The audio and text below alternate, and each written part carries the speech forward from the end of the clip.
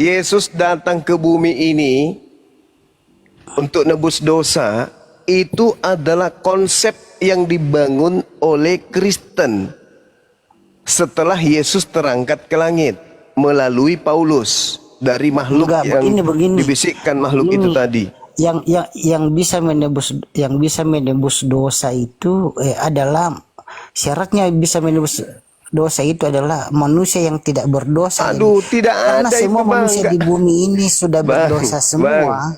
Bang, orang Yahudi yang dengar dulu, aku belum selesai ngomong. Anda salah, ngapain diperpanjang kalau salah? Untuk apa didengarkan pembodohan? Kami nih, sekarang begini, saudara, dengarkan saya. Tuhannya Yahudi ketika mengajarkan konsep penebus dosa itu menggunakan orang, manusia, atau menggunakan hewan? Kalau yang menggunakan orang itu Dewa Molok. Kalau Tuhannya Bani Israel itu menggunakan hewan. Imamat 1 nomor 2. Jadi jangan Anda kemudian mencampur adukan antara ajaran makhluk yang datang kepada Paulus dengan ajaran Yesus. Tidak boleh. Imamat loh, Imamat 1 nomor 2. Perintahkan kepada orang Israel ketika mereka hendak mempersembahkan kurban penebus dosa, hendaklah mereka mempersembahkan hewan, domba, kambing, sapi, lembu. Tak ada itu firman Tuhannya Yahudi, persembahkan manusia itu tak ada. Itu muncul nanti di ajaran Paulus. Kalau di ajaran Yesus itu tak ada.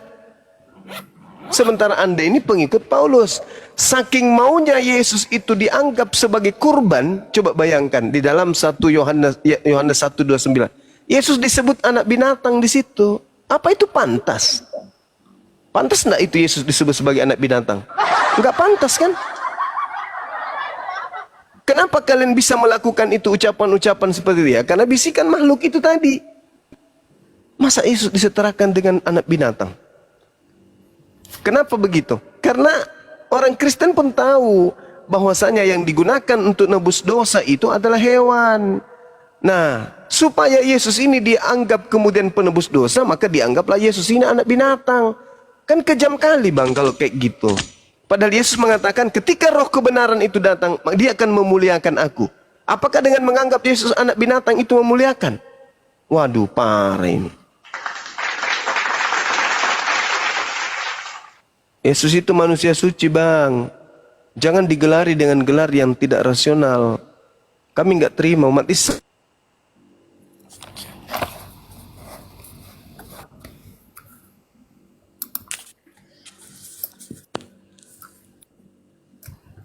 Oke, baiklah. Saya mohon izin dulu ya. Izin Bang Juma, Gurunda, semuanya, Bang Andi. Dia pamit dulu sih. Lu jangan menggandakan Tuhan ya. Enggak, dikit aja dulu sama Bu Ted, izin Bang Andi. Iya. Dari tadi kan bahwa Bu Ted ini kan membawakan Yohanes 4 ayat 21 ya, Bu. Ya kan? Iya. Bahwa antara pembicaraan antara perempuan Samaria dengan Yesus ketika di sumur. Iya. Nah, tadi Bu Ted tadi membantah argumentasi Gurunda bahwa membuktikan bahwa Yesus itu dengan dalil tersebut Yesus itu adalah roh dan Tuhan. Mari kita baca ya, Bu. Percayalah kepadaku hai perempuan, saatnya akan tiba bahwa kamu akan menyembah Bapa bukan di gunung ini dan bukan juga di Yerusalem. Kamu menyembah apa yang tidak kamu kenal. Dia mengatakan kepada perempuan Samaria itu. Kami. Kata kami di dalam tersebut termasuk Yesus enggak? Karena penyampaiannya Yesus. Kami menyembah apa yang dikenal sebagai keselamatan dari sendiri. Tetapi saat datang dan sudah sekarang bahwa penyembah benar akan menyembah Bapa dalam roh. Oke. Ibu tahu nggak, roh Allah itu bukan hanya kepada Yesus. Ada kepada Musa. Ada kepada Bazael. Lebih jelasnya Bazael itu, Bu, di Keluaran 31 ayat 2. Lihatlah, telah kutunjuk Bazael bin Uri bin Hur dari suku Yehuda dan telah kupenuhi dia dengan roh Allah. dengan keahlian dan pengertian dan pengetahuan dalam segala macam pekerjaan. Jadi bukan hanya Yesus. Jadi roh itu juga kita memiliki, roh Allah itu kita memiliki. Untuk daging ini hidup, roh itu harus ada. Amin. Ketika kita mati, roh itu kembali kepada yang kuasa, siapa? Bapa. Jadi bantahan ibu tadi kepada Gurunda itu tidak masuk. Apalagi membawa Yohanes ayat 24. Justru situ mengkonfirmasikan bahwa Yesus sendiri menyembah Bapa. Jadi itu tidak nyambung, Bu. Makanya kalau ibarat kata saya sering berdebat dengan argumentasi kepada Bapak Pendeta dulu. Itu tidak nyambung jawaban mereka. Data by data mereka, memang mereka ngeluarin data tapi tidak nyambung dari apa yang dibahas. Kita bahas kepala, mereka bahas ekor. Nah itu salah satu poin. Kedua, soal tadi yang disampaikan Gurunda Juma itu tentang pohon besar, itu benar. Saya sebelumnya pernah membahas di GBI kepada pendeta saya, ini pohon besar loh, Allah ini. Kalau kita menggunakannya, justru kita seolah-olah menyembah pohon besar. Pada awalnya dia tidak percaya, bahkan seorang pendeta aja tidak percaya. Lalu ketika saya menggunakan Alkitab Sabda dan mencari merujuk original teksnya, justru menjelaskan pohon besar. Makanya dari awal ketika Gurunda mengatakan itu, saya udah duga itu pohon besar. Jadi Butet, saya hanya mengkonfirmasikan di Yohanes 14 tadi tentang kata Allah. Dan saya ingin nanti diskusi ke depan, data yang dibantah itu harus kolerasi dengan apa yang disampaikan, yang dibantah. Kira-kira begitu. Izin Gurunda, hanya itu aja yang bisa saya sampaikan. Iya, Dek. Makasih, Dek. Oke, saya izin pamit dulu ya. Makasih Bang Juma, Bang Andi, Iya. Pak Andi, dan semuanya ya. Sampai bertemu lagi. Siap. God bless. Saya Ted, Wassalam. pesan saya Ted, jangan sampai salah Tuhan. Itu aja. Iya Bang. Oke. Tuhan bedakan antara Tuhan dan manusia. Siapapun yang pernah dikandung lahir ke muka bumi itu ciptaan Tuhan. Dia bukan Tuhan. Itu aja dulu dipelajari Ted. Nggak ada yang lain. Oke, makasih. Nanti bisa kita diskusi, sharing lebih jauh lagi ya. Kita harus baca dulu supaya kita nggak Jauh salah. deketin aja, bedakan Tuhan dan manusia. Nggak usah jauh-jauh. Itu aja. Apalagi mengandalkan Tuhan, jangan. Ya enggak, kita harus proporsional menilai atau memahami tentang Yesus. Proporsional sebagai manusia, lalu kebersamaan yang selalu bersama-sama dengan Bapak, aku dan Bapak selalu sama, aku utusan. Yang diucapkan kan, aku anak manusia kan kayak gitu Bang. Yesus itu kan diutus ke muka bumi oleh Bapaknya. Sampai di bumi, dia dilindungi oleh Bapaknya. Setelah cukup umur, dia diberi firman oleh Bapaknya supaya dia pinter. Setelah dia pinter menghafal firman, diajarkanlah kepada Bani Israel agar Bani Israel kembali menyembah Tuhan. Itu tugasnya Yesus di bumi. Gak ada yang lain. Iya, sebenarnya yang menjadi persoalan di mana gitu loh. Anda yang bikin persoalan, orang Anda yang melawan Yesus. Anda yang suka bikin persoalan. Yesus berkata, aku hanya diutus kepada domba yang hilang di Israel. Dengarlah wahai orang Israel, Tuhan itu satu. Hukum terutama, satu-satunya Tuhan yang benar, Yesus utusan Tuhan. Aku tidak bisa berbuat apa-apa dari diriku sendiri. Dia bermukjizat, dia bersyukur kepada Bapaknya. Jadi tidak ada yang membuat Yesus Tuhan. Itu Paulus. Mati, hidup kembali menjadi Tuhan. Lukas 2 nomor 11, Bunda Maria melahirkan Tuhan. Kisah 2:36, Bapa di surga menjadikan Yesus Tuhan. Itu yang dipakai tadi, menggunakan Tuhan. Semua ini tulisan manusia, bukan ajaran Yesus. Kenapa ini terjadi? Setelah Yesus nggak ada di muka bumi, ada roh kedengaran dari langit, diterima oleh penulis. Sehingga roh ini dianggap Tuhan. Jadi Tuhan Anda roh. Itu kesimpulan dari Banjuma tadi. Makasih. Berarti Bang Andi yang bermasalah ini Kristennya.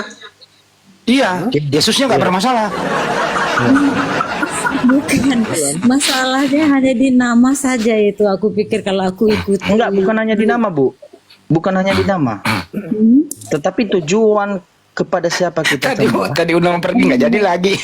Iya, oke, Jidra, bye. Jadi gini Bu, tadi saya ralat ya Bu, kita pertegas ya Bu, mohon maaf ya Bu.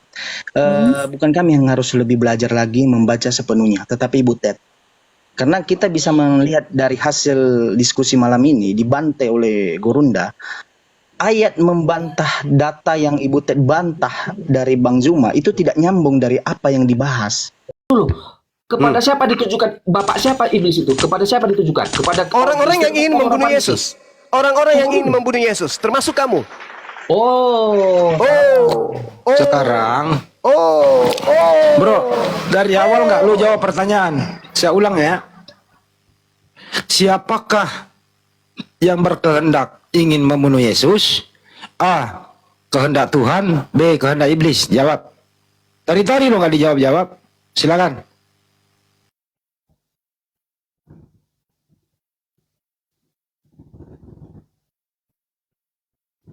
Susah kali ya waktunya pakai akalnya ya banyak ya. Kenapa ya? Yes, karena mereka adalah anak-anak dari yang menginginkan pembunuhan terhadap orang benar. Siapa dia?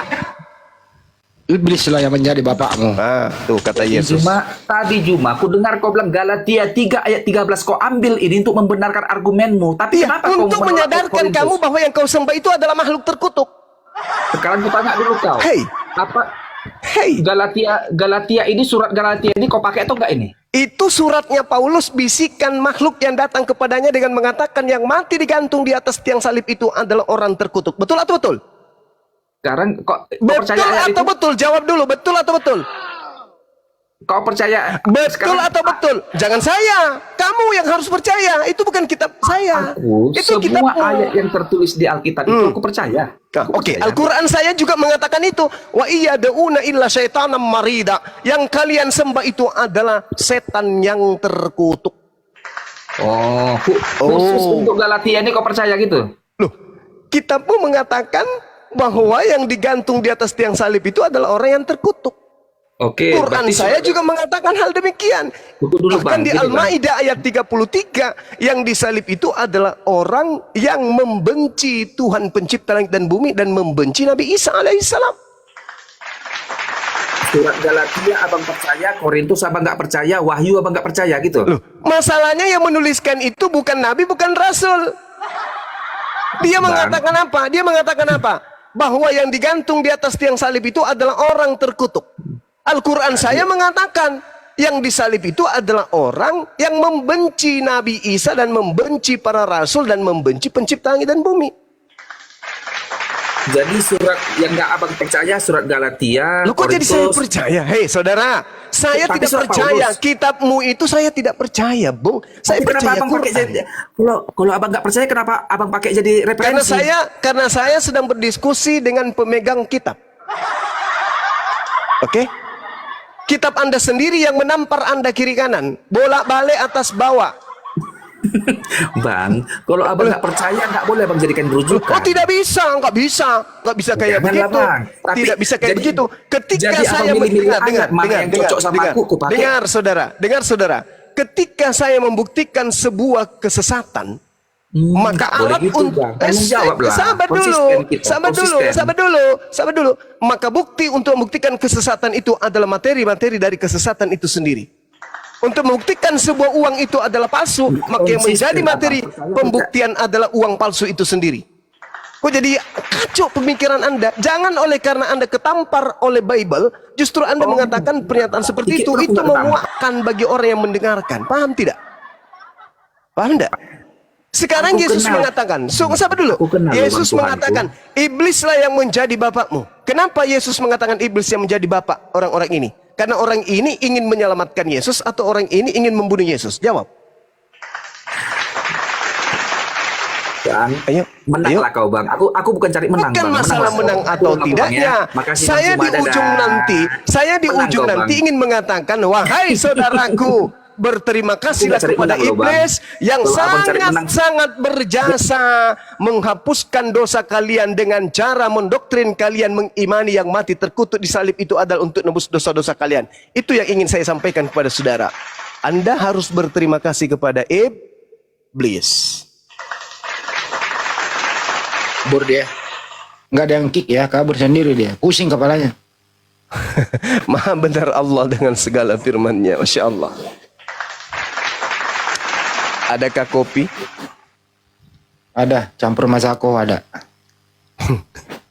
Bang Goto, Assalamualaikum warahmatullahi wabarakatuh. Waalaikumsalam warahmatullahi wabarakatuh. Begini loh, Banjuma, sebentar loh Kak. Banjuma jangan pakai kitab itu, kalau kau pakai itu berarti kau percaya. Artinya Banjuma disuruh ngarang gitu. Gimana sih? Mungkin dari teman-teman host masih monitor atau hostnya sudah turun ini. Dinda Ardiansa, Bang Handi, Dinda Tahta, Otak Cerdas. Ada yang ingin memberikan masukan atau ilmu, silakan. Iya, assalamualaikum, Bang Juma, Gunda. Waalaikumsalam warahmatullahi wabarakatuh.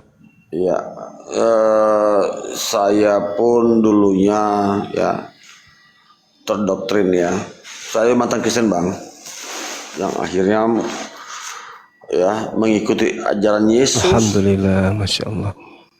Ya, karena apa?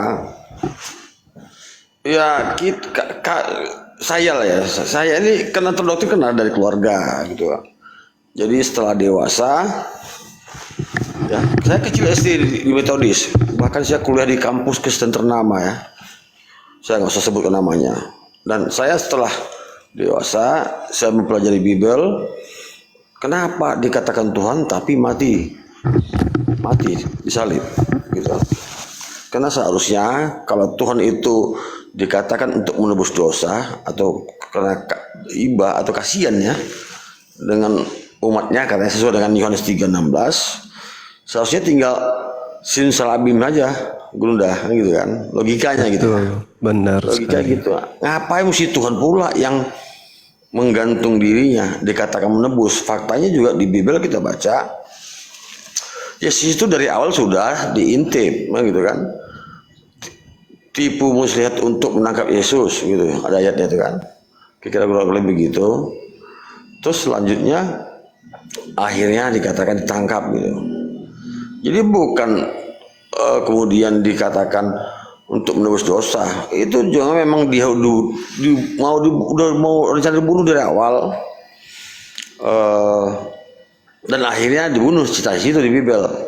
Nah, anehnya lagi, agak membingungkan kita kalau dikatakan dia itu Tuhan atau anak Tuhan sekalipun, padahal kalau dikatakan anak Tuhan atau Tuhan sekalipun, seharusnya dia bisa selamat. Kenapa dia tidak diselamatkan? Ini kan suatu cacat logika ya, yang tidak masuk akal menurut saya.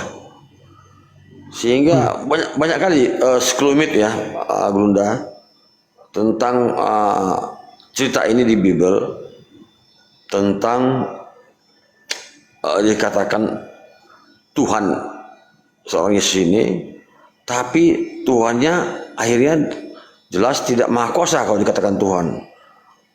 Gitu Gunda. Jadi inilah hal-hal yang membuat saya bingung gitu kan, sehingga saya mencari kebenaran. Sementara juga Yesus katakan ya, dia punya Tuhan gitu, sesuai dengan Matius 11:25. Aku berterima kasih kepadamu ya Bapa, Tuhan langit dan bumi. Yohanes 20:17.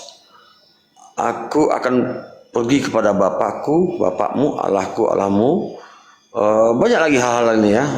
Dia mengatakan dia itu berbeda dengan Tuhannya begitu. Ya dia punya Tuhan, dikatakan Bapak situ istilahnya kan. Mungkin itu alegorisnya. Makanya saya bingung ya, sampai sekarang kok masih banyak teman-teman kita di kekristenan kok nggak mencerna hal ini gitu, nggak mencerna kata-kata ini, isi-isi ayat ini gitu. Nah, jadi itulah ya hal-hal yang saya pelajari sehingga saya akhirnya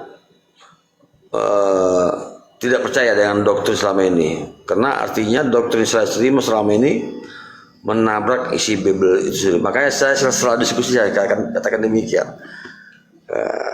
doktrin yang diterima teman-teman Kristen itu jelas sekali ya, menabrak isi Bibelnya.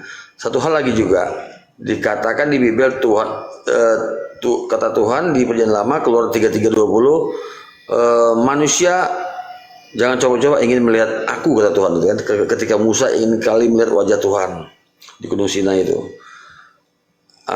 Mati kalian, kata Tuhan.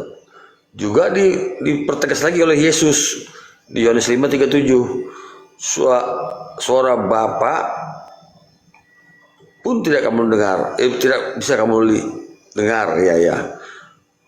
Apalagi melihat wajahnya. Jadi artinya Perjanjian Lama juga menegaskan memang Tuhan itu nggak bisa dilihat. Bahkan juga di Perjanjian Baru, bahkan juga ada ayat lainnya mengatakan di 1 Timotius 6:16 sama 1 Timotius 7:17. Saya hafal semua yang sangat apa ini?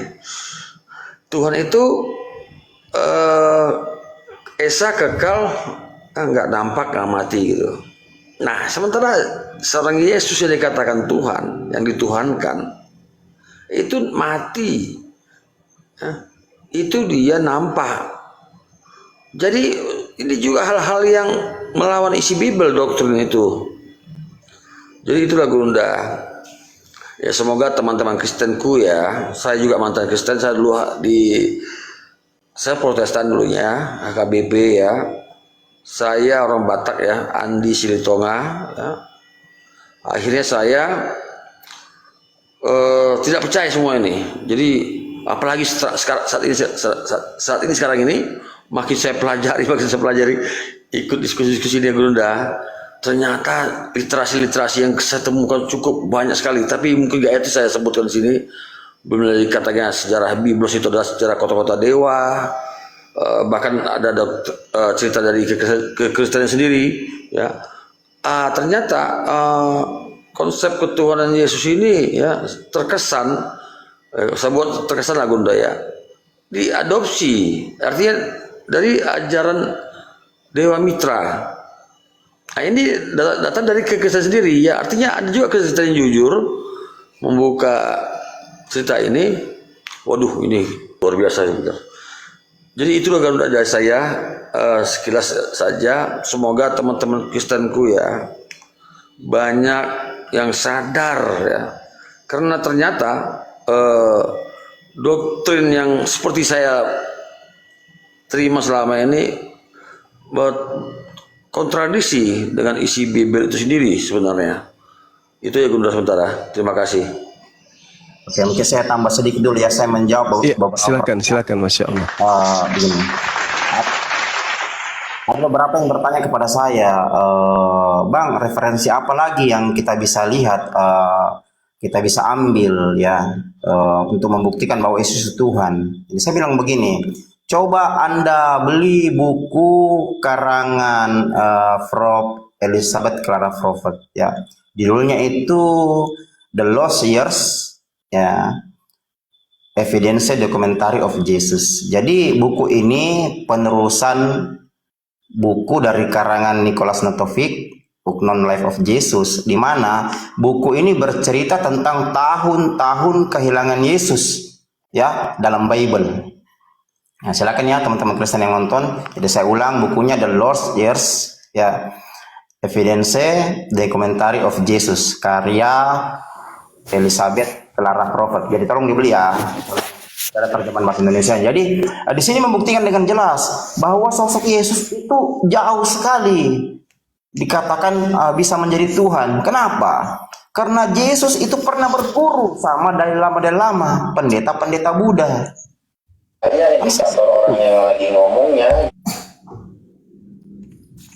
Jadi di sini di kisah ini membuktikan bahwa tidak mungkin seorang yang dikatakan pencipta langit dan bumi justru berguru kepada pendeta Buddha ya, yang sama sekali tidak pernah membahas tentang ketuhanan. Itu kan seperti itu. Kalau Anda tilik ajaran Buddha itu tidak pernah membahas ketuhanan. Yang dia bahas itu adalah perilaku. Kan seperti itu. Ini jelas sekali di sini diceritakan kenapa Yesus sampai ke Biara Hemis ya, India ya, berguru kepada pendeta Buddha. Kenapa Yesus sampai ke Pakistan, sampai ke Nepal.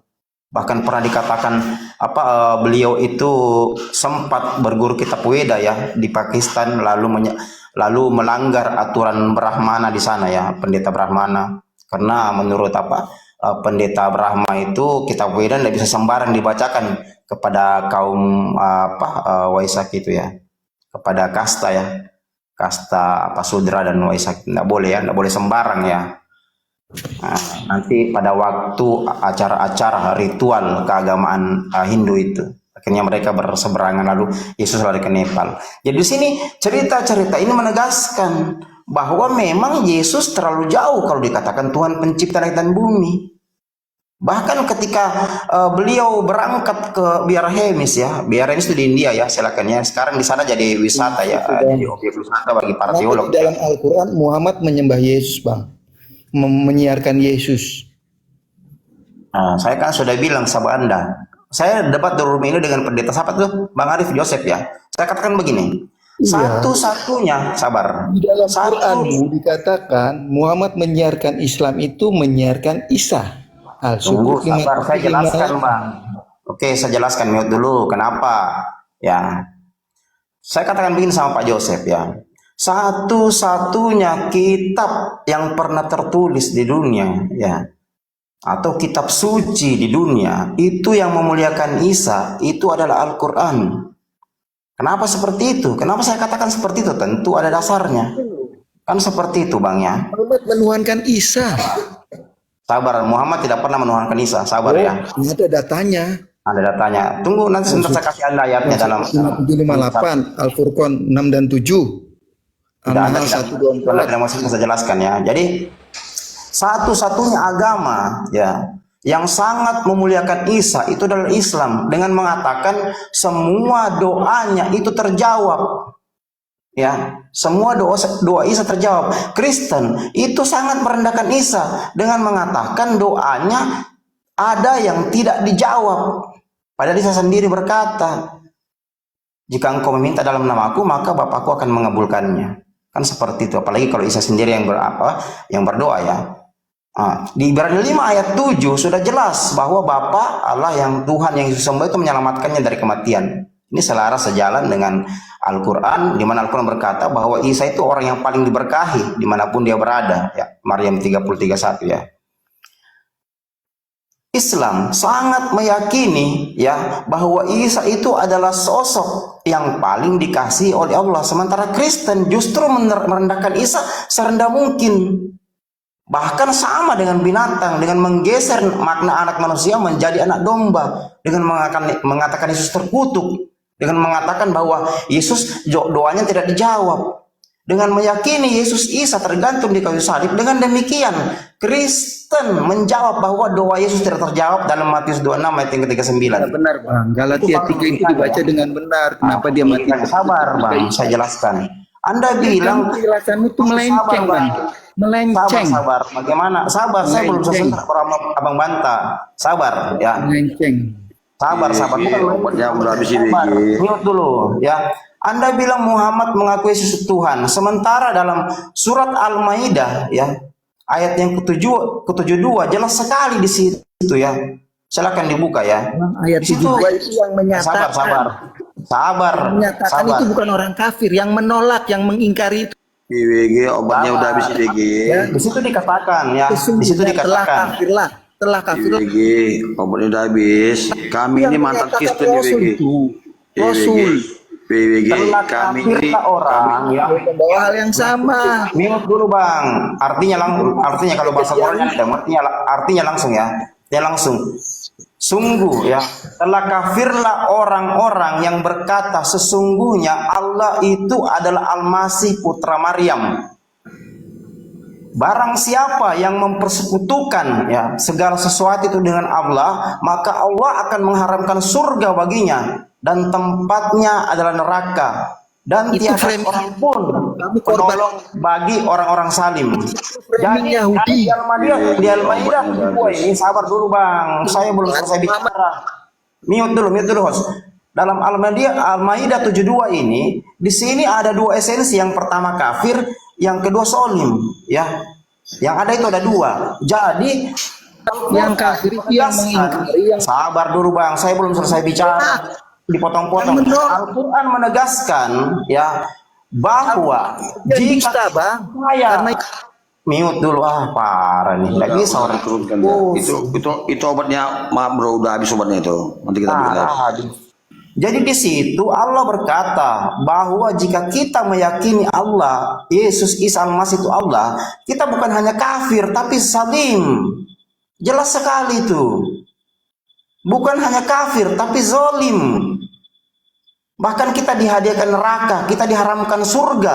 Ketika kita mengakui bahwa Isa adalah Tuhan itu sendiri atau Allah itu sendiri, kita diharamkan ya masuk surga, kita dihadiahkan neraka. Jelas ajaran Islam. Nah, seperti ajaran kalian. Islam sejalan dengan seluruh ilmu pengetahuan. Anda mau uji dari ilmu histori sampai ilmu eskatologi, dia akan tetap sejalan. Anda mau uji dari referensi kitab Tanakh, kitab Torah, dia sejalan. Tapi coba lihat Bible. Bible itu berbanding terbalik. Apanya yang sejalan dengan kitab Torah? Kalau sejalan, Yahudi sudah percaya kepada Anda. Fakta realitanya Yahudi lebih milih sembahyang di masjid daripada sembahyang gereja. Haram bagi mereka masuk gereja. Seperti itu fakta realitanya. Anda tidak mau lihat itu.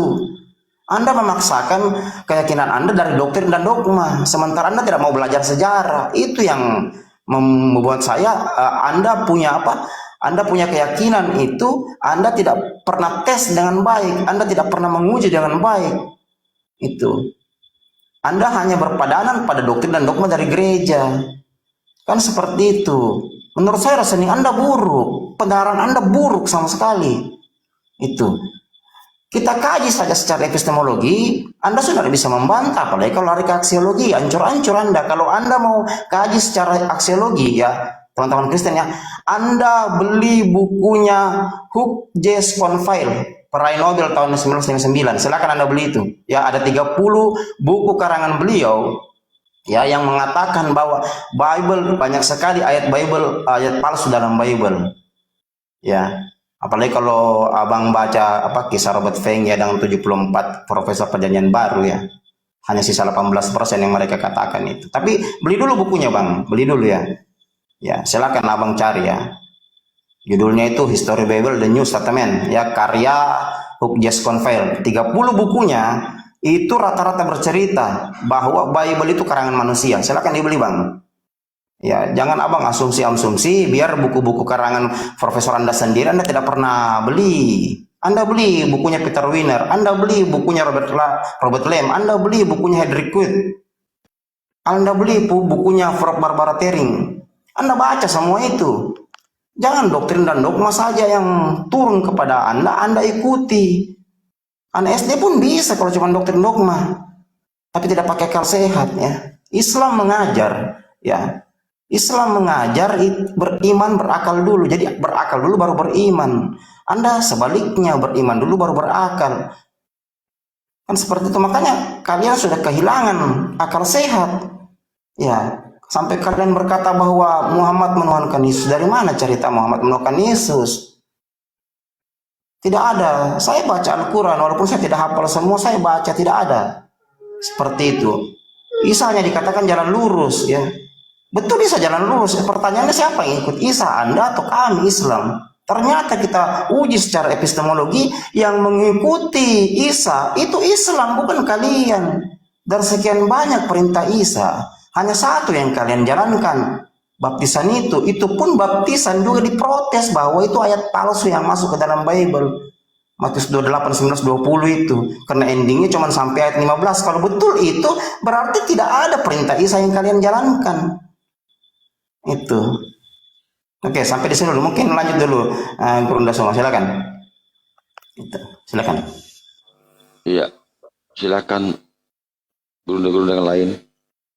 Jadi si IWG tadi saudaraku ya, itu aku aneh nih dengan manusia. Udah begitu lama dia ngikuti perdiskusian di TikTok. Tapi narasinya kabur semua. Iya, kami ini mantan Kristen IWG ya. Saya bukan Kristen kaleng-kaleng dulu ya. Saya dulu aktif di gereja ya. Saya juga anggota Napo Sebulung ya. Ini data saya asli masih ada semua nih ya. Anggota jemaat AKBP asli semua nih, kalau nggak percaya ya. Ya. Nah, CD saya masih ada ya. Baptisan saya masih ada semua, lengkap semua. Saya selalu perlihatkan karena banyak orang yang ragu. Nggak pernah, bohong tuh. Saya buktikan, ternyata data saya masih ada, tersimpan. Jadi kami nggak orang bodoh ya, mualaf begitu saja. Kami belajar dulu literasinya. Dan sepertinya bukan kami aja. Kalau Anda cermat membaca isi Bible itu, Anda akan temukan banyak sekali ayat-ayat yang saling kontradiksi. Salah satu contoh misalnya tentang silsilah Yesus ya, yang ada dihilangkan. Ya. Yoyakim itu siapa dihilangkan di Matius. Selanjutnya tentang penyaliban Yesus. Keempat kitab Bible yang dikanom itu berbeda tentang waktu penyaliban Yesus, tentang perjumpaan Yesus dengan Maria. Tentang juga ayat lainnya misalnya di Tawarik dengan raja-raja itu. Di satu ayat dikatakan Tuhan membela bangsa Israel untuk itu kurang lebih gitu ya. Di ayat lainnya dikatakan setan. Banyak lagi ayat-ayat yang saling kontradiksi yang saya bisa buktikan, saudara. Bagaimana mungkin kemudian itu dikatakan firman Tuhan? Kalau firman Tuhan itu seharusnya tidak boleh dong terjadi kontradiksi. Ya? Belum lagi kita tidak yakini siapa itu Lukas, siapa itu Yohanes. Lain itu.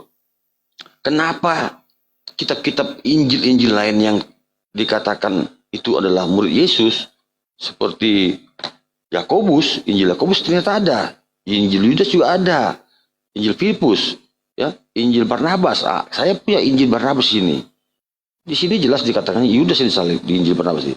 Terserah kalian kalau kalian mau tolak, tetapi faktanya Barnabas itu adalah salah satu murid Yesus yang ke-70. Dan banyak lagi ya. Kenapa Injil-Injil yang itu adalah murid Yesus langsung tidak dikanom? Ini kan pertanyaan besar yang harus kita bongkar seharusnya. Kenapa yang Lukas, Yohanes, Matius dan lain sebagainya dan yang lain itu, bahkan juga surat-surat 14 Paulus yang seharusnya itu adalah surat pribadi ketika dia di penjara selama 5 tahun kalau nggak salah ya, itu dia menulis surat kepada jemaatnya di 14 jemaat di Roma, Kolose, Tesalonika, Filipus, Galatia, Efesus dan sebagainya itu surat pribadi. Makanya bahasa-bahasanya aku. Terkadang Paulus. Bahkan juga kontradiksi, saudara. Termasuk juga tentang yang dia mengaku ketemu Yesus. Ya. Di mana dia, lupa saya. Itulah ya. Nah, itu juga kontradiksi. Di Kisah Para Rasul 9 ayat 7 dia mengatakan dia bersama mereka itu ya kan teman-temannya katanya mendengar teman-temannya mendengar suara yang berbicara itu tapi tidak melihat yang berbicara. Sementara di Kisah Para Rasul 22-nya melihat suara yang berbicara tapi tidak mendengar suaranya. Yang anehnya lagi di Kisah Para Rasul 26 ayat 14-nya hanya Paulus yang mendengar dan melihat. Inilah suatu kuasa Tuhan kalau Anda cerna itu. Bayangkan di satu ayat yang bernama KPR Kisah Para Rasul saja terjadi 3 kontradiksi. Masih Anda percaya dengan tulisan Paulus? Terkadang dikatakan Allah bodoh di 1 Korintus 1:25. Saya masih hafal ya. Dia juga mengaku licik. Di Roma 3:7 dia mengaku bukan berdasarkan firman Tuhan dan sebagainya. Banyak sekali ayat-ayat yang kontradiksi dilakukan dia di situ. Tetapi kalian tetap imani dia sebagai rasul. Siapa yang mau memberi dia mandat sebagai rasul? Siapa dia bisa mengubah tulisan-tulisan Tuhan, perintah-perintah Tuhan? Padahal Yesus ya, seorang yang taat hukum Taurat. Di Matius 3:16-17 perikopnya saja sudah Yesus dan hukum Taurat. Dan Yesus berkata, tidak satu iota pun hukum Taurat berlalu daripadaku, walau langit akan runtuh. Tidak satu titik pun ditiadakan. Sudah jelas itu. Jelas tegas. Lalu kemudian Paulus menghapus dengan di Efesus 2:15 kalau salah. Dengan matinya ini kita terbebas dari hukum Taurat. Bahkan kalau kalian cerna lagi Di Kisah Para Rasul selanjutnya dikatakan Paulus itu akhirnya mati tergantung dengan disalib terbalik. Karena orang-orang Yahudi akhirnya menentang dia dan meminta dia dipenjara. Akhirnya dihukum mati dengan digantung. Masih kalian percaya dengan Paulus? Padahal Yesus sudah mewanti-wanti ya di Matius 7:15 kalau nggak salah, hal-hal nabi palsu. Nabi palsu itu jangan kalian kira-kira, jangan kalian paksakan kepada Nabi Muhammad, tidak sejaman. Karena di situ dikatakan waspada terhadap nabi palsu dan yang datang kepadamu, yang datang kepada Yesus itu siapa? Murid Yesus siapa? Karena kata Yesus waktu itu kepada muridnya dia bicara. Yang mendatangi murid Yesus itu adalah Paulus, itu datanya ada. Nabi Muhammad udah jauh zamannya. Terus di Antikristus itu siapa? Anda baca Antikristus itu di 2 Yohanes 1 nomor 7. Antikristus adalah orang yang menyatakan Yesus Tuhan. Padahal dia itu dikatakan Yesus datang ke bumi sebagai manusia, bukan Tuhan. Yang tidak mengakui sebagai manusia justru itu penyesat dan Antikristus. Selanjutnya di 1 Yohanes 2:18-19. Ya, saya apa-apa tuh yang penting tuh ya. Antikristus ada di internal kalian sendiri. Baca. Inti poin di situ adalah mereka ada di antara kita, tetapi mereka tidak sungguh-sungguh. Ya. 1 Yohanes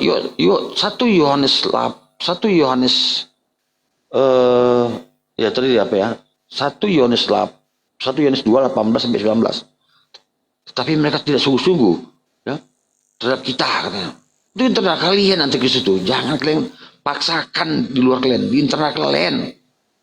Camkan air itu ya. Sadarlah saudaraku, ini mau kiamat karena ratusan ayat di Bibelmu disuruh bertobat, bukan ditebus.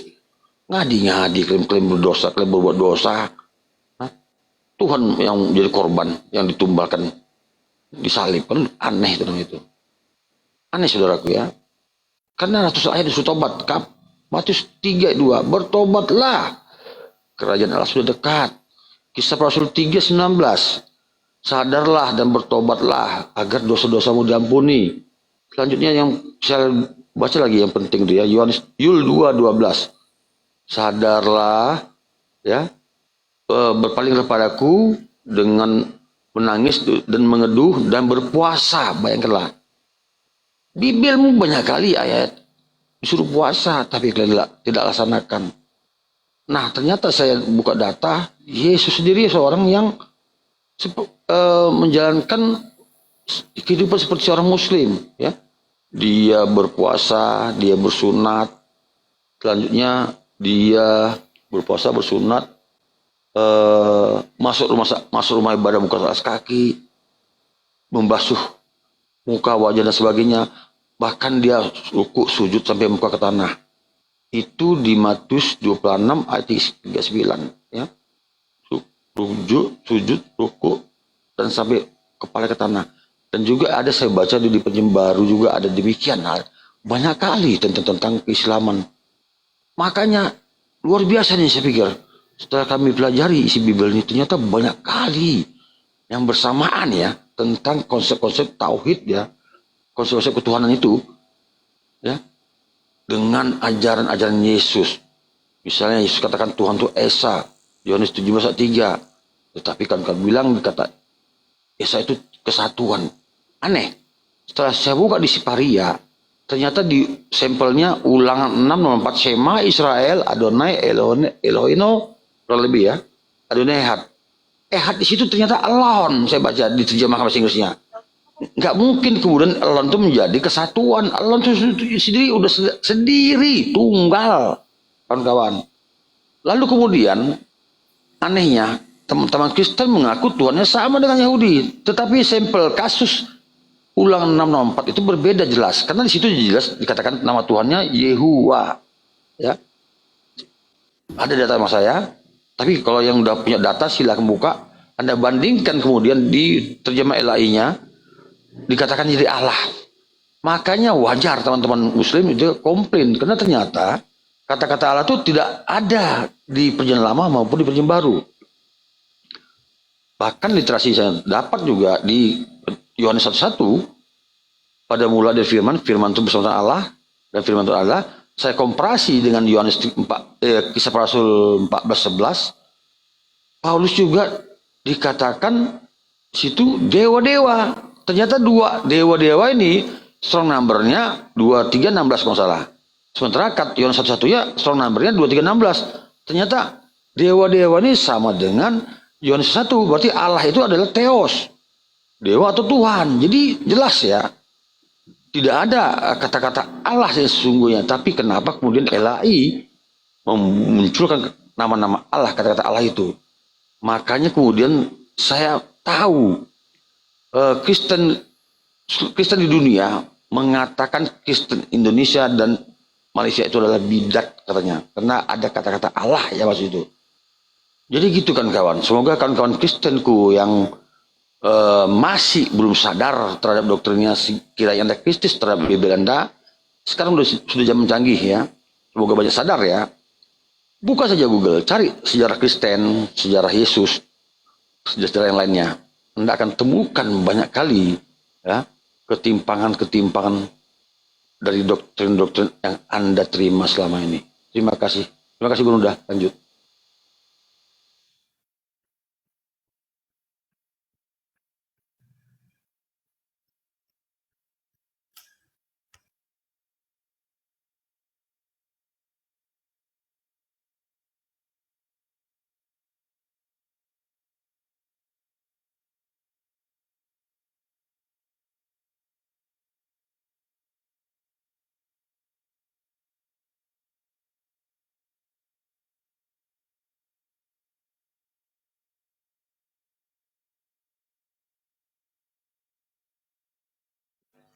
Ya, ini mungkin ada Bang Dimas ini ya.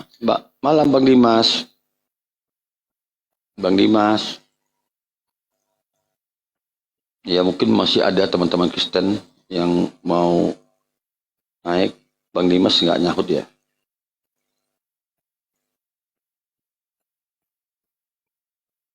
Bagi teman-teman Kristen yang mau naik silakan ya. Silakan. Mau bantah gimana silakan. Oke, sambil nunggu-nunggu teman ya, kita sedikit cerita sejarah sedikitnya Mas hari Natal ya. Jadi ini hari Natal ya, atau Natal itu sendiri itu baru diperingati ya secara umum itu di tahun 336, 4 tahun sebelum Kaisar Julius ya. Kaisar Julius menentukan 25 Desember itu hari raya kelahiran Yesus ya. Jadi kita tilik dari kata Natal dulu ya. Natal ini berasal dari kata dit natalis ya. Dis natalis artinya adalah hari kelahiran atau hari lahir. Sekarang pertanyaannya, dis natalis ini hari lahir siapa? Kan seperti itu ya. Nah, ternyata setelah kita uji, yang dimaksud dis natalis hari kelahiran itu bukan hari kelahiran Yesus ya, tapi hari kelahiran Dewa Mitras ya. Nah, Natal sendiri itu diambil ya dari kata bintang Natal, di mana pada saat itu Romawi itu di kepercayaan Romawi ya, bulan 12 itu adalah bulan konjunsi antara planet Jupiter dengan planet Saturnus itu. Jadi konjunsi itu planet Jupiter menyalip planet Saturnus. Nah, ini dikatakan bintang Natal. Natal dari kata ini. Ya, kenapa hari Natal itu berhubungan dengan Saturnus, berhubungan dengan Mitras, berhubungan dengan Jupiter itu sendiri ya. Bahkan dikatakan anak Jupiter ya, kalau abang pelajari sejarahnya. Jadi memang ini murni ya, murni budaya Romawi. Ya, tidak ada hubungannya dengan bulan Kislev, dengan perayaan lampu, tidak ada sama sekali karena itu budaya Yahudi. Ya, itu bukan budaya Romawi. Sementara Romawi dan Yahudi itu bertolak belakang ya. Itu secara budaya ya. Nah, jadi Romawi sudah melakukan asimilasi paksa ya dengan memasukkan budaya Helenistik itu kepada budaya Kristen yang awalnya itu dari Delik Milano ya atau Ethic of Milan ya tahun 313. Kesepakatan antara Kaisar Konstantin dengan Eusebius CS atau orang-orang Kristen di masa itu. Jadi kalau kita melihat bahwa bulan 12 ini ya di kalender Masehi memang ini bukan kelahiran Isa. Makanya banyak gereja yang tidak merayakan merayakan Natal itu di bulan 12 karena memang ini murni perintah Kaisar Julius pengganti Kaisar Konstantin. Ya, yang awalnya memang diperingati tahun 336 itu ya, 336. Ya, jadi sekali lagi yang menetapkan hari kelahiran Yesus itu adalah Kaisar Julius tahun 340. Ini menyematkan dengan hari kelahiran Dewa Mitras atau Dewa Matahari. Ya, jadi 25 Desember itu budaya Romawi adalah hari kelahiran Dewa Matahari yang disematkan ke hari kelahiran Yesus atau dipadukan atau dikoherensikan ya, dipadukan gitu loh. Ada perpaduan itu. Nah, ini semua adalah ulah Romawi karena otoritas Romawi pada saat itu adalah otoritas yang ya memegang penuh kendali pada saat itu, mengingat mereka itu adalah bangsa penjajah. Nah, kira-kira seperti itu. Jadi kalau kita lihat ya di bulan 12 itu ya, mengingat Israel ya, Israel itu Yerusalem dan seputarnya, Palestina itu beriklim subtropis. Jadi di sana ketika bulan 12 kalender Masehi ya, itu bukan hanya musim dingin tapi musim dengan curah hujan yang sangat tinggi. Gitu loh. Jadi tidak mungkin bagi gembala-gembala menggembalakan dombanya di tengah cuaca yang tidak menentu, di tengah cuaca yang pada saat itu musim hujannya atau curah hujannya cukup tinggi, mengingat kambing domba itu takut dengan air ya. Dan kalau kita lihat lagi di beberapa ayat Bible memang kalau kita lihat bulan 6 ya, bulan 6 kalender Masehi, terus ditambahkan 3 bulan Maria di rumahnya sepupunya, berarti kan bulan 9 kan. Sementara kandungan Maria itu kan 9 bulan. Jadi kalau kita runut tepatnya hari kelahiran Yesus itu di bulan Juni. Ya, bahkan ini ada beberapa profesor perjanjian baru yang sudah katakan ya bahwa memang kelahiran Yesus itu kalau bukan bulan 4, bulan 6, dia paling lama bulan 9. Tapi kalau kita lihat dari beberapa ayat di Bible itu merujuk ke bulan 6, bulan Juni ya, karena bulan ke-6 tanggal penanggalan Masehi tambah 3 bulan Maria ya, di rumahnya sepupunya itu ditambah 9 bulan kandungannya, berarti kenanya kembali bulan 6. Kan seperti itu karena 9 bulan ya di kandungan secara umum manusia. Nah, kan seperti itu. Jadi kalau Anda berkata bahwa ini dari bulan Kislev, sama sekali dari hubungannya ya. Bahkan simbol pohon Natal itu diambil dari pohon cemara ya. Di kala datang musim hujan itu ya, musim dingin, dinyalakan lilin-lilin di pohon-pohon cemara itu. Nah, seperti itu. Jadi ini murni memperingati hari raya Dewa Mitras. Jadi seminggu sebelum itu dirayakan hari raya Saturnalia ya. Saturnalia ini hari raya Dewa Saturnus. Kalau di Romawi ini namanya Dewa Pertanian, yang kuilnya tepat di samping kuil Jenderal Titus yang menghancurkan bait suci kedua tahun 70. Jadi murni ya, sekali lagi Natal bukan warisan budaya Yahudi. Karena murid-murid Yesus, bahkan Paulus sendiri tidak pernah mengajarkan memperingati hari Natal. Nah, jadi tidak ada hubungannya dengan budaya Yahudi. Yang ada Natal hubungannya dengan pagan Romawi, budaya Helenistik Romawi. Itu poinnya ya. Itu mungkin sedikit dari saya. Silakan lanjut.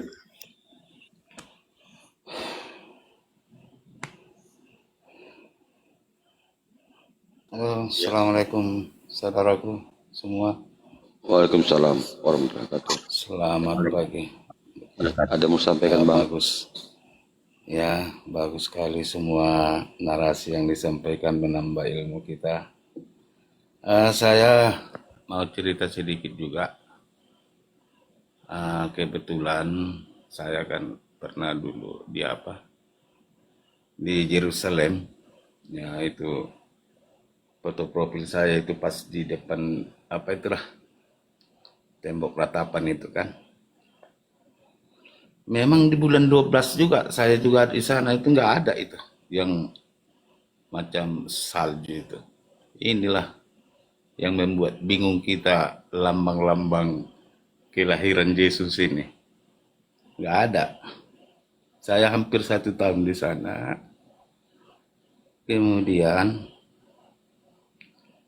ketika masuk ke ke Baitul Maqdis dan Masjid Aqsa itu Baitul Maqdis itu Dome of the Rock yang dia punya apa kuning emas itu. Jadi itu dijaga sama tentara Israel.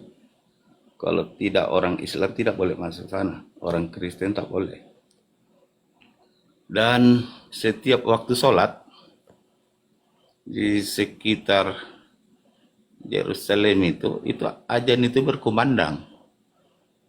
Jadi kalau kita lihat dengan Kristen, ya kita itu lebih terhormat di sana, di Israel itu.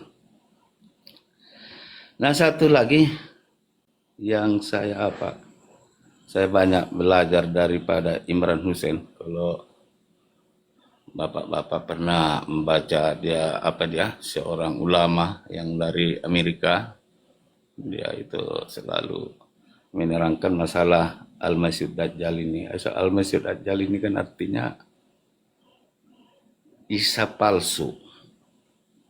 Isa palsu berarti Isa penipu lah.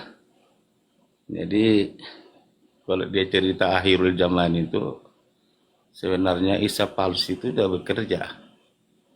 Jadi apakah yang memalsukan Yesus inilah sebagai simbol yang sekarang kita lihat. Ya saudara-saudara kita yang belum sadar bahwa ini mereka memang tertipu. Jadi sedikit pun ajaran Yesus itu tak ada mereka praktekkan. Kalau tadi ada yang mengatakan Isa diagungkan oleh Nabi Muhammad SAW, ya memang pantas. Karena beliau itu adalah kekasih Allah. Dan ajaran yang disampaikan Isa mulai dari Ibrahim tidak ada, artinya ajaran itu yang berseberangan justru adalah kelanjutan dari ajaran itu yang disampaikan para nabi-nabi sebelumnya kan. Tapi ketika konsep kekristenan ini menyimpang 100%. Nah ini, jadi saudara-saudaraku tadi kebetulan tadi ada orang Batak saya dengar. Ya alhamdulillah tersadar karena belajar, bukan karena kata orang. Sebenarnya memang kita beragama ini harus membaca literasi agama kita sendiri. Tidak hanya jadi pendengar. Karena saya lihat semua pendeta-pendeta pun tak memahami kitabnya. Apalagi saya lihat Bang Juma begitu hafal, masa sarjana teologi agamanya sendiri pun tak hafal dia. Nah, ini berarti pun mereka hanya jadi pendengar aja, didoktrin aja sama guru-gurunya. Jadi ada satu ayat di Injil yang mengatakan di Bible mereka itu bahwa Isa itu mengampuni dosa. Satu-satunya yang mampu mengampuni dosa. Itu ketika perempuan penjina yang dibawa oleh orang-orang Yahudi yang mana mereka menuduh perempuan ini seorang penjina. Jadi hukumnya Taurat itu sangat keras. Siapa yang melaksanakan zina itu dihukum dilempari sampai mati. Kan begitu kira-kira apanya. Jadi karena hukum ini keras, semasa setelah Musa habis kerajaan Daud, ini nggak dipakai lagi. Artinya ini terlupakan. Sehingga datang orang Yahudi ini sebenarnya tujuannya untuk menguji Isa itu apakah benar Nabi. untuk menyatakan apa hukumnya seorang perempuan kalau berzina. Nah, ketika Isa mau menetapkan hukum itu dan menyuruh mereka, siapa mereka yang tidak pernah melakukan, udah lemparin aja sampai mati rajam. Tak ada yang berani pada pulang. Nah, disinilah Isa pun tidak bisa melaksanakan hukum itu, sehingga dia meminta, kamu pergi aja, biar saya doakan supaya kamu diampuni Allah. Kan begitu ceritanya. Jadi memang Yahudi ini nggak percaya dengan kelahiran Isa itu. Karena mereka hukum waktu itu orang yang lahir di luar daripada nikah itu zina. Jadi kelahiran Isa ini yang tidak lazim, yang mana ini adalah ujian dari Allah kepada mereka ketika mereka merintih menangis di Babilonia, ketika Nebukadnezar seorang pemimpin Babilonia itu yang mereka eksodus di sana menangis di Tigris, sungai Tigris, untuk meminta kembali supaya Tuhan mengirimkan seorang pemimpin mengembalikan kerajaan Daud. Jadi ceritanya ketika Nabi Daniel menyampaikan akan lahir seorang Al-Masih, ya itulah tanpa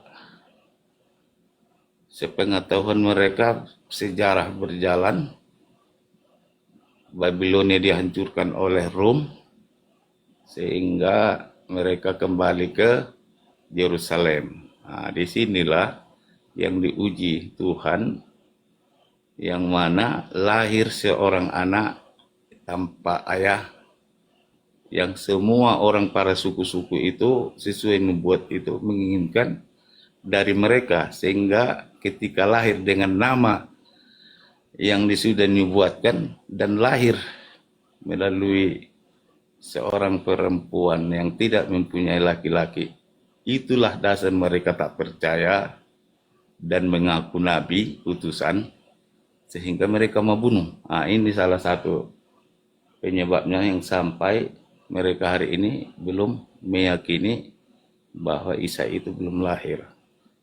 Nah, sebenarnya cuman orang Nasrani dan orang Islam yang mengakuinya, cuman Islam cuman mengagungkannya, betul. Jadi ya begitulah, saya lihat di sana itu, saya alhamdulillah sampai juga ke Baitul Lahim, sampai melihat ke bawah bagaimana kelahiran Isa Al-Masih itu. Jadi memang tidak seperti yang kita cerita-cerita media, bahwa artinya orang Islam itu di sana tersudut. Aku karena warga negara Israel itu kan enggak semuanya orang Yahudi, orang Islam juga banyak. Nah, jadi yang jahat itu inilah orang Zionis ini, yang mana Zionis ini adalah orang yang tidak beragama sesungguhnya, yang bergabung dengan agama Kristen. Nah, inilah yang kalau menurut Imran Hussein yang Dajjal yang sedang bekerja sekarang. Cuman fisik orang yang digambarkan di agama Islam itu, ini kan masih pendapat ulama-ulama, apakah di akhir nanti itu dia muncul menunjukkan fisik yang sesungguhnya. Cuman cara kerjanya memang udah jelas, penipuan semua. Kalau saya lihat ketika Bang Juma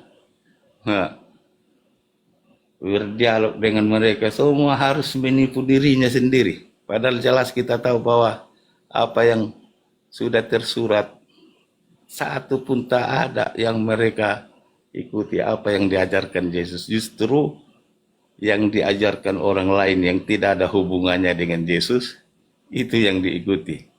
Saya kira Paulus inilah Dajjal itu, penipu itu. Mungkin gitu aja Pak. Terima kasih semua.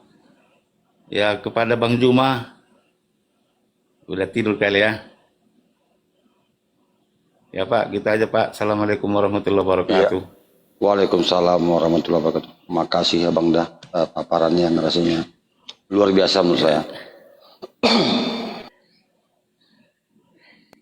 Memang demikianlah Bang Dah ya faktanya ya. Kami pun ya, saya dan Bang Goto ya, yang di atas abang ini ya, masing-masing kami mantan Kristennya.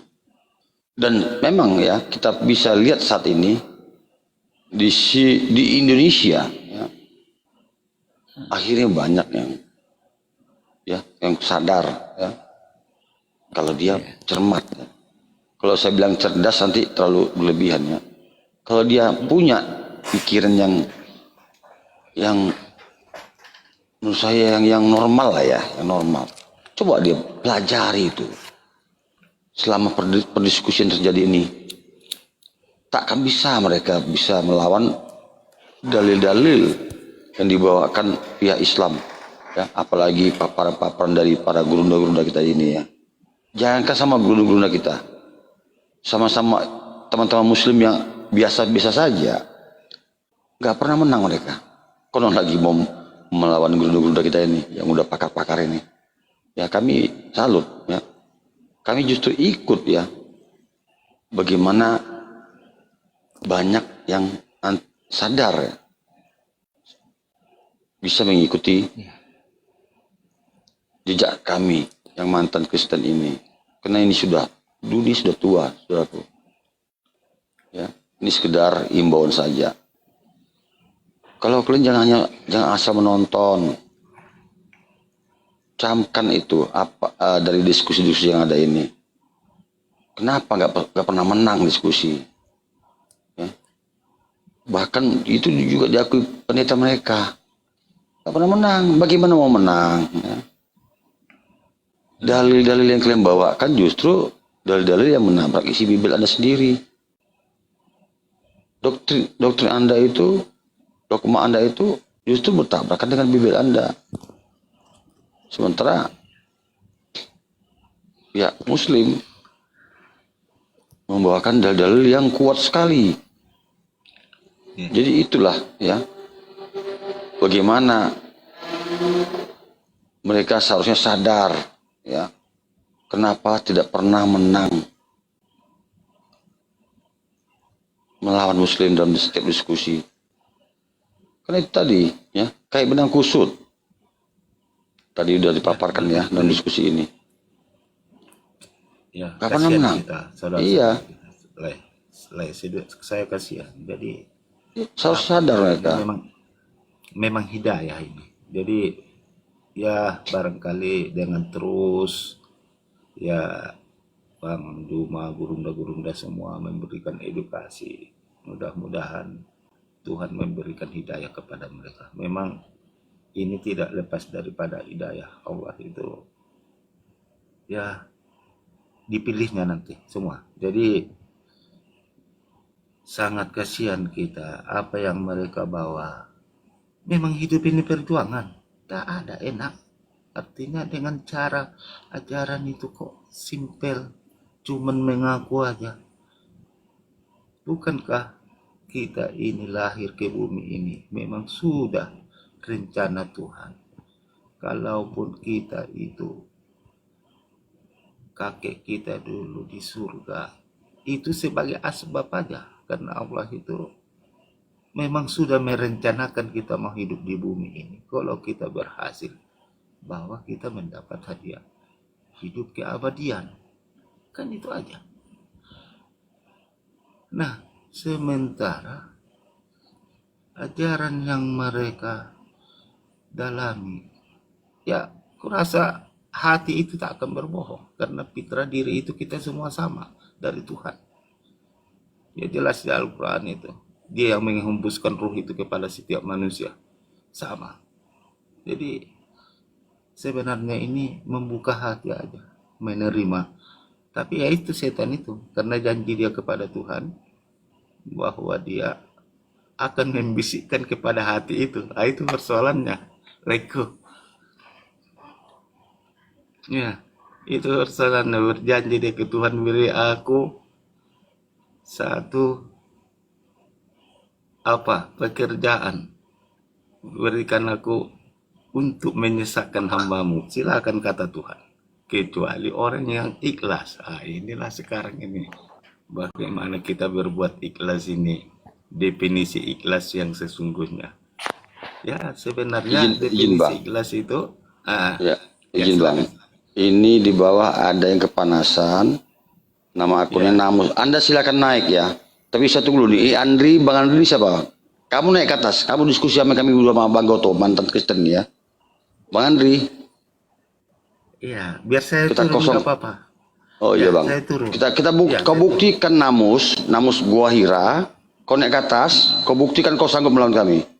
Ya, Bang Andri dulu. Bang Andri. Oke, saya turunkan Bang Andri ya.